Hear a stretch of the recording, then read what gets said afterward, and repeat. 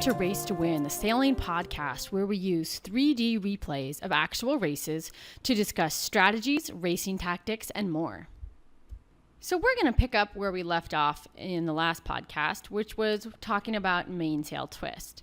If you're new to the series, you're going to want to go back and start with the first one that explains exactly how we make this video that you're seeing here.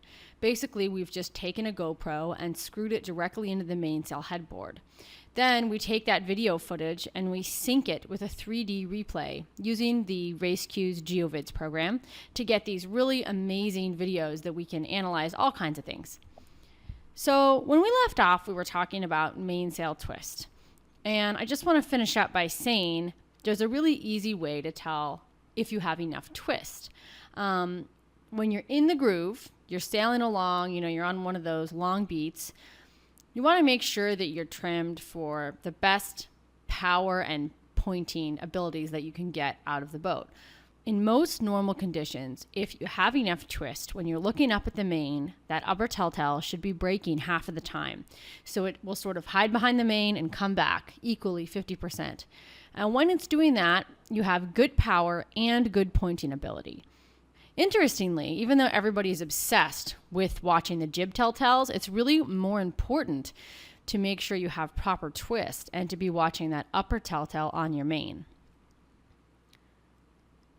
Now we're going to just pause the video here and we're going to do some more evaluations on our main shape using that UK Housley AccuMeasure software that we talked about before.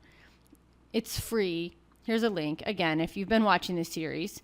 Now I've already put all of the splines in, the upper, middle, and lower on the main, and now we're going to look at how to evaluate those. It's really easy. You just click and drag them all on. Again, go back to the first podcast for more information. So let's look at this upper, and we can see we get a lot of stats here. Let's talk about the draft, also known as the camber. So most of the draft in your sail is sewn in. It's what the sailmaker gives it. You can change it a little by bending the mast. And when you start to hear about sails that are being blown out, that means the draft is too deep. They're not good anymore. So the draft in the first and second draft stripe is controlled by the mast bend, and the draft at the bottom is controlled by the outhaul. So more draft gives you more power. So deeper draft, deeper belly is more power, but it's also a slower shape. You can't point as well. You can't get as far upwind with that deep, powerful draft. But if you want to accelerate, like accelerating out of attack, for example, or accelerating from a dead stop at the start, you want that deep draft to give you that torque, that power to go from a stop to a start. Now, a less draft, which is shallower, gives you more pointing ability. So if you're already up to speed, then that's when you're going to reduce the draft a little bit and give your sail more pointing ability because you don't need the power. Draft is measured as a percentage, and the rule of thumb is you want to have between 9 to 15% on the main, depending on your sailmaker. If it's more than that, it's usually blown out. Now, of course, it also depends on your rig and configuration. And the percentage can be a little different at different heights of the sail. So you want to measure at the top, the middle, and the bottom. And the next thing is to look at is the draft position, which is also measured in a percentage, and AccuMeasure will give that to you. For the main, you want the position to be between 40 to 50%, never more than 50%. And the whole point of draft position is when the draft is slightly forward, it gives you more power, but a little less pointing ability. When you move the draft aft, it gives you a very narrow groove to drive in, but you will point better and faster. Draft position is controlled mostly by halyard tension and also the Cunningham. From this vantage point, we have a really clear view of the outhaul, so it's easy to evaluate how we had things trimmed and see how that affected our draft position. So you can use AccuMeasure to measure the amount of draft, position, and even the amount of twist.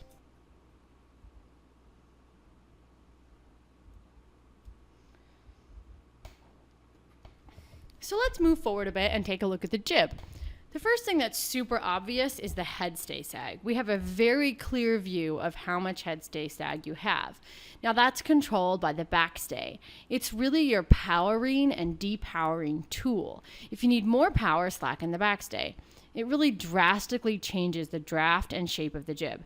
And it's really the only way to control the draft on the jib is by changing your headstay sag. Conversely, it really improves your pointing ability, but less power for acceleration to have that nice flat jib. The amount of draft you want on the jib is usually between 10 and 17%, again controlled mostly by the headstay. On the bottom section though, it will be controlled by the sheet tension and car position. And now let's look at the draft position of the jib. This is controlled by the jib halyard tension. The tighter tension you have on your halyard, that's going to move your draft forward and give you a wider groove to steer in.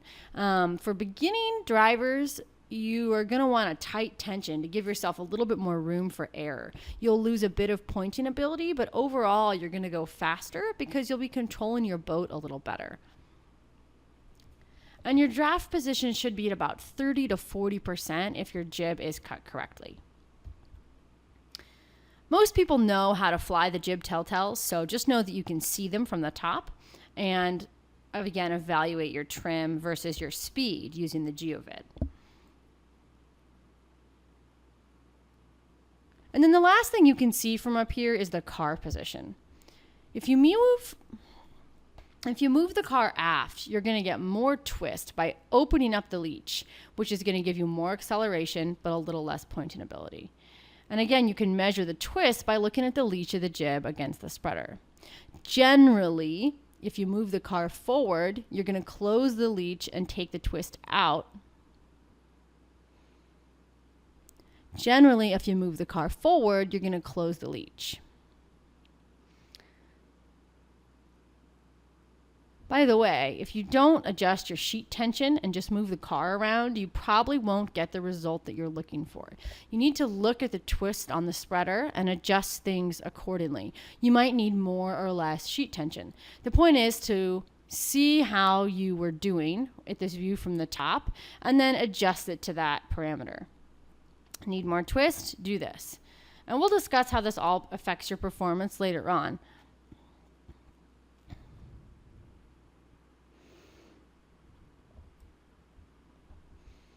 But I think that's enough for one podcast, and you can see some more things that this view from the top really gives you the opportunity to evaluate. Again, the general point is keep making these videos, and then you develop a catalog of them over time. You can see how the sails were trimmed when you did poorly, how the sails were trimmed when you were doing well, and begin to learn what the best position is for everything on your boat.